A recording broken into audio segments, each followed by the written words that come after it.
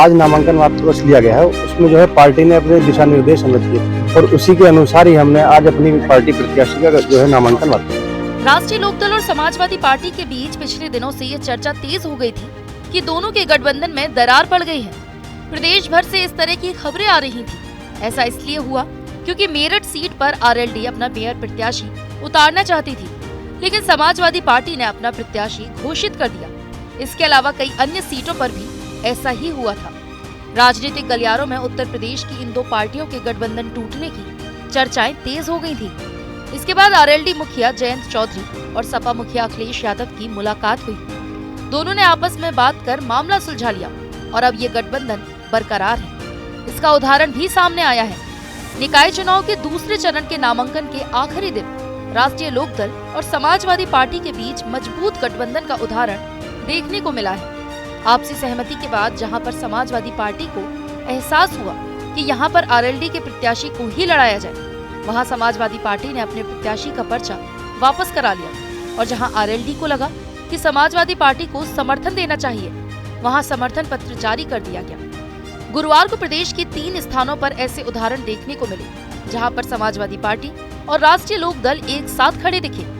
Loni seat पर Samajwadi party की नगर पालिका परिषद अध्यक्ष पद की प्रत्याशी हसीना ने अपना नामांकन वापस ले लिया और अब इस सीट पर राष्ट्रीय लोकदल और आजाद समाज पार्टी की संयुक्त प्रत्याशी रंजीता थामा चुनाव मैदान में होंगी। समाजवादी पार्टी ने रंजीता थामा को समर्थन दिया है। देखिए, मैं अब समाजवादी पार्टी के जो हमारे यहाँ पर पदाधिकारी हैं और जो यहाँ से जिनको प्रत्याशी बनाया गया था, पहले उम्मेद पहलवान जी की धर्मपत्नी को, इनका आभार व्यक्त करती हूँ कि आज इन्होंने अपना नामांकन वापस ले लिया है और यहाँ राष्ट्रीय लोकदल, समाजवादी पार्टी और आजाद समाज पार्टी ने संयुक्त रूप से रंजीता धामा को प्रत्याशी बनाया है और मैं तीनों पार्टियों का दिल की गहराइयों से आभार व्यक्त करती हूँ और तीनों राष्ट्रीय अध्यक्ष का मैं तहे दिल से शुक्रिया करती हूँ कि उन्होंने मुझे इस लायक समझा और यहाँ से अपना संयुक्त रूप से प्रत्याशी किया।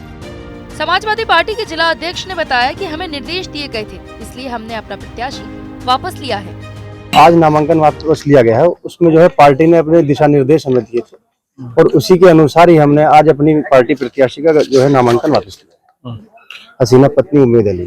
तो क्या कारण रहा सर उसका, जैसे जिस तरह की शुरुआत में जब कई पार्टी दलों में 3 दलों का हमारा गठबंधन है, असपा, सपा और आरएलडी, कहीं ना कहीं हमें अपने प्रत्याशी देने होंगे, कहीं उनको भी एक दूसरे से मिलकर ही जो है आपस में जो है मिलकर ही हमें चलना होगा।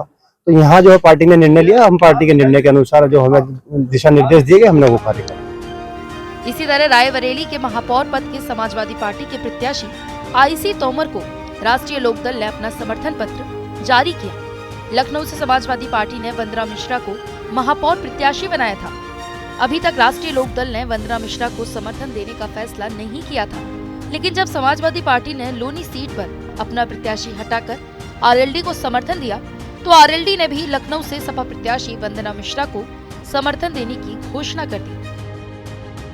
इसी तरह बदायूं के नगर पालिका परिषद अध्यक्ष पद पर समाजवादी पार्टी के प्रत्याशी फातिमा रजा को राष्ट्रीय लोकदल ने पूर्ण समर्थन देने का वादा किया।